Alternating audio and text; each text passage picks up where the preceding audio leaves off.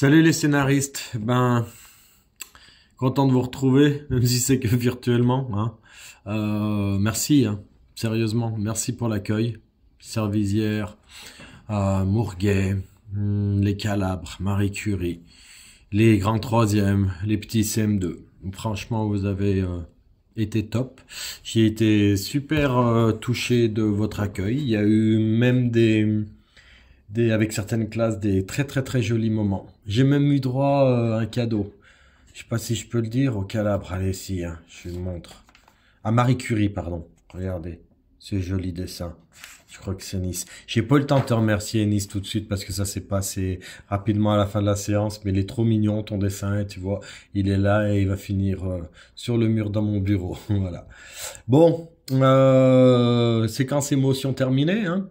Du coup, consigne 2, voilà le temps de la consigne 2. Grâce au travail que vous avez fourni dans le cadre de la consigne 1, et maintenant qu'on s'est vu, je pense que vous êtes suffisamment armé, que vous avez assez de connaissances pour pouvoir imaginer un petit peu plus concrètement ce qu'est le lieu que vous avez retenu.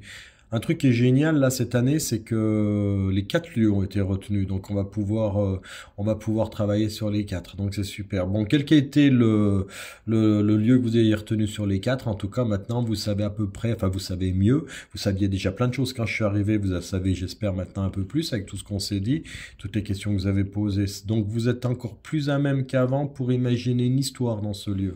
Donc maintenant, votre travail, c'est d'imaginer un personnage, des personnages, des héros, un héros, des grands, des petits, des hommes, des femmes, qui vous voulez, et d'imaginer ce qui a bien pu leur arriver dans le lieu que vous avez choisi, le camp de Vénissieux, la maison du Goujon, le Tata sénégalais ou la prison Montluc. Il y a des chances que ça soit pas des histoires très gaies, on est d'accord, mais bon, c'est comme ça. La période se prête pas à la gaieté non plus, hein. 39-45. Donc voilà, c'est ça. Donc je vous invite à vous laisser aller. On dit souvent plein de choses sur les jeunes. Moi, je suis certain d'un truc, c'est que vous avez beaucoup d'imagination et beaucoup de créativité. Donc maintenant, laissez parler cette imagination. Laissez galoper cette créativité. Et puis faites-moi un truc vraiment bien. Donc évidemment, il faut que le contexte historique soit crédible, mais moi, je vais veiller à ça. Si vous me dites quelque chose qui tient pas la route, je vous dirai non, c'est pas possible.